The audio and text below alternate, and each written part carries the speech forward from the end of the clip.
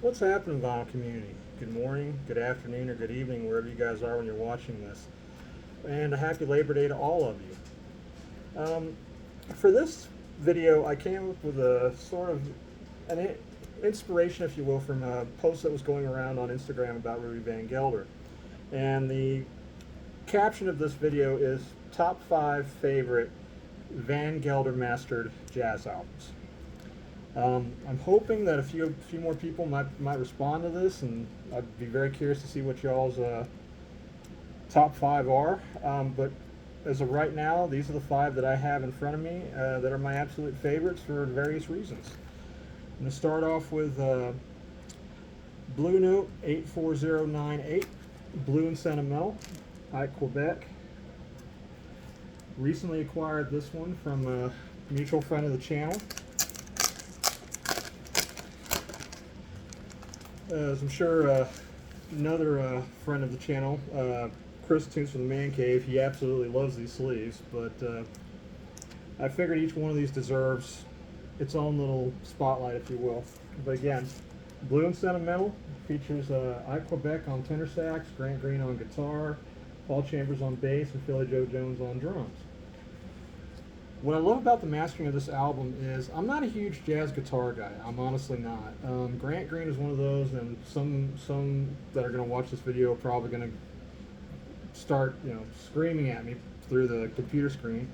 But I'm not a huge jazz guitar guy. Grant Green is one of those that I had to learn about through people like Joe at Analog Archive and Jason at the Jazz Basement and Chris Tunes from Man Cave, to name a few, and Mutual and so many others.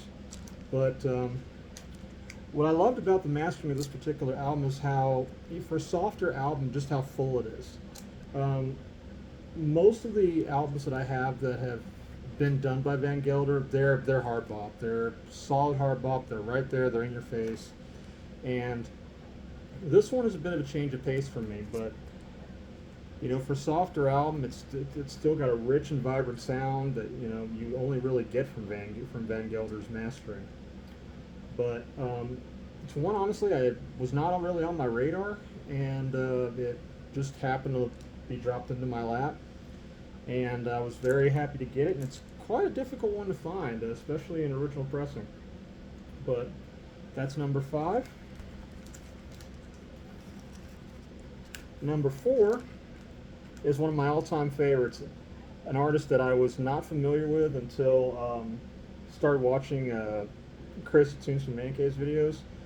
And Chris, if you watch this, you know good and well that you along with one other person were the reason, or was the reason, that I learned about Joe Henderson, and so thank you for that. But this is a Blue Note 84152, Joe Henderson, our thing.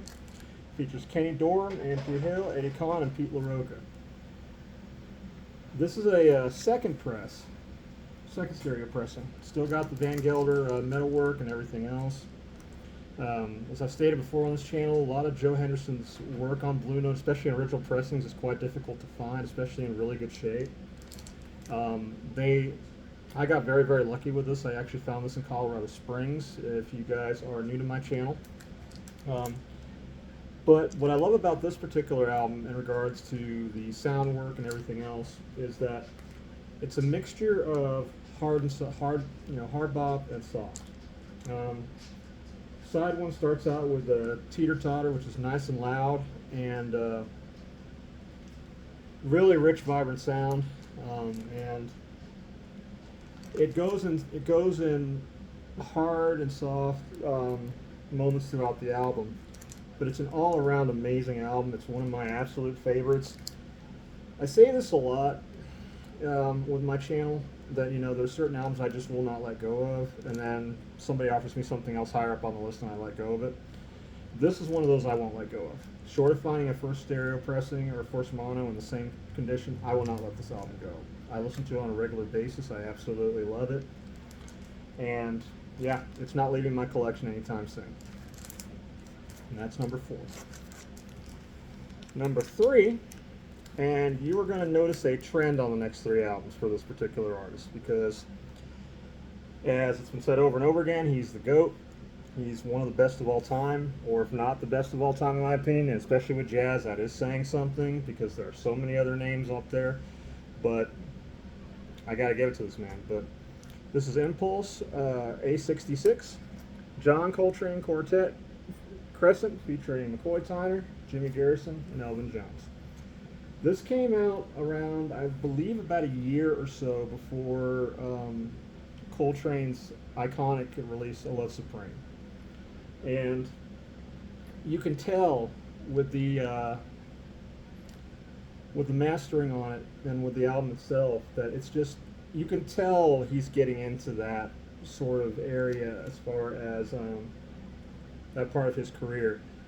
Some of it comes across as very spiritual. I could honestly, if I were to describe this album, I could see this as one that you would play maybe on like a rainy evening, rainy afternoon kind of thing. It's actually quite a difficult one to find as well, especially an original press. This is not an original press. This is actually a second pressing. I would like to find an original press, but I'll get there. This will hold me till then. I got a really good deal on it. But mastering work compared to Blue Note, especially with what he had to work with, I would say that his work with Impulse, as far as Van Gelder is concerned, is right up there with Blue Note. They always sound absolutely amazing. I've yet to hear a badly mastered Van Gelder release. But this is definitely one I wouldn't sleep on. I mean, this trio is absolutely iconic. Man, it's the one that Coltrane stuck with till the day he passed. So, but again, highly recommended album. Search it out. Acoustic Sounds put this out as a re-release about a year ago, or it might have been this year, as a matter of fact. But highly recommend looking this one up. You will not be disappointed.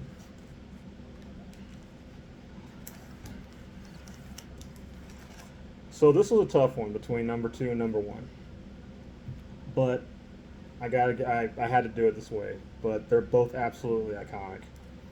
Blue Note 1577, John Coltrane, Blue Train. This is a 1962 to 64 mono.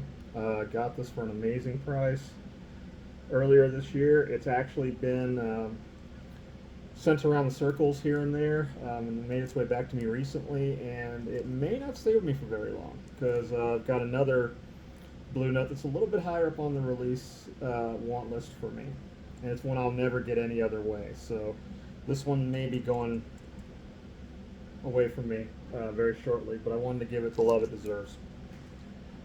This features Lee Morgan on trumpet, Curtis Fuller on trombone, John Coltrane on tenor sax, Kenny Jerome on piano, Paul Chambers on bass, and Philly Joe Jones on drums. It's an absolutely iconic album. The first track, Blue Train, I'm trying not to do this without sounding cheesy here, but it literally sounds like a locomotive through your speaker system. It sounds absolutely amazing. It starts out nice and soft. The intro starts out nice and soft, and then it just hits you full speed ahead. Arguably, Coltrane's greatest work, and that's saying something. I say arguably because the one that's next on the list to me is his greatest work. But this is right up there at the top. It's a must-have. It's been released so many times. It was a staple of the Blue Note catalog even to this day. The mastering work by Van Gelder is amazing, like everything else he's done, and it's an absolute must-have. Original pressings of this are $2,000 to $3,000. This album came out in, I believe, 1957 originally, and the older pressings tend to be more expensive. But Tone Poet just actually released, or is getting ready to release this on their, or Blue Note, excuse me, is getting ready to release their Tone. This is a Tone Poet. So the Tone Poet series is great. They're only about $40 now, and you get the amazing mastering work for a quarter of the price, not even a quarter of the price. But if you can afford an original, or say a second or third or fourth pressing, and it's not beat up, definitely grab it. You won't be disappointed. Again, this is a must-have for, even if you're not a jazz fan, this is a must-have in my opinion. And that is number 2. Number one. I have talked about this album for so many times on my channel. It's, and honestly, my top 5 favorite albums of all time. I listen to it all the time. It suits a whole barrage of different moods. It's quite a spiritual album, and I'll get into that. But without further ado, number one, Ace Impulse A77, John Coltrane, Love Supreme.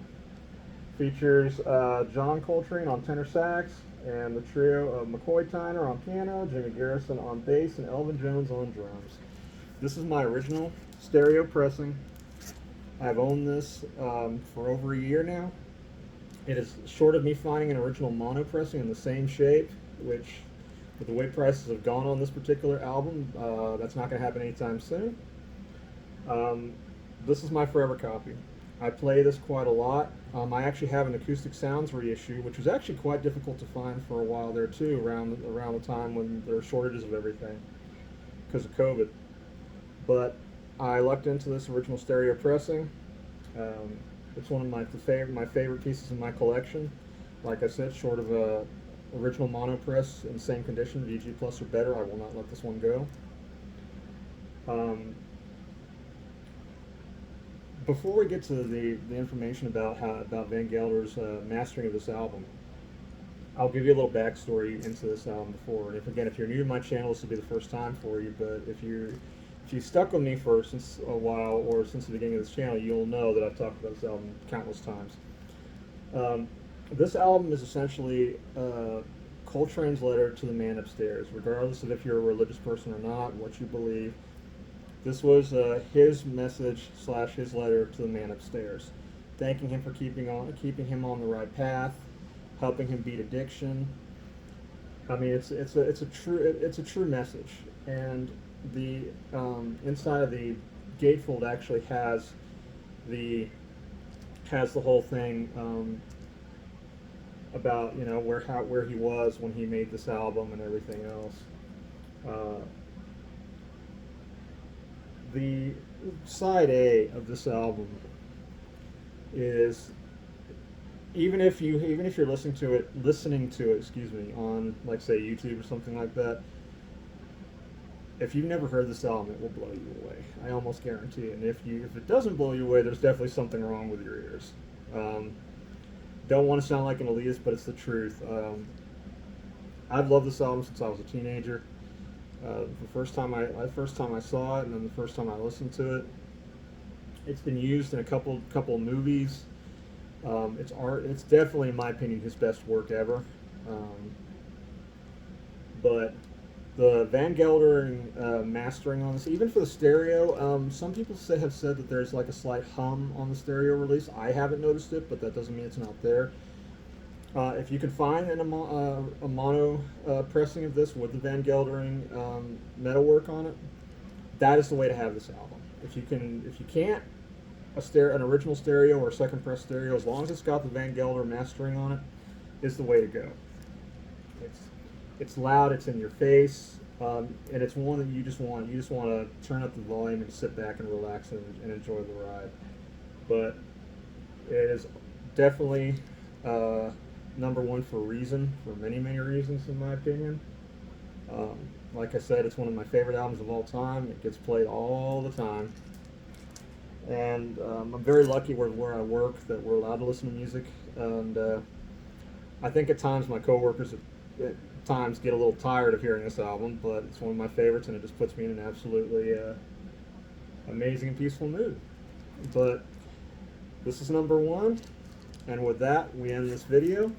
If you guys liked what you've seen, please click like and subscribe. And for those of you that have vinyl channels of your own, I'd like to see what your top 5 Van Gelder mastered jazz albums are. Please tag me. I'd love to see where your guys' heads are at. Again, hope you enjoyed this video. You guys have a great rest of your Labor Day, and we will talk again soon. You guys take it easy.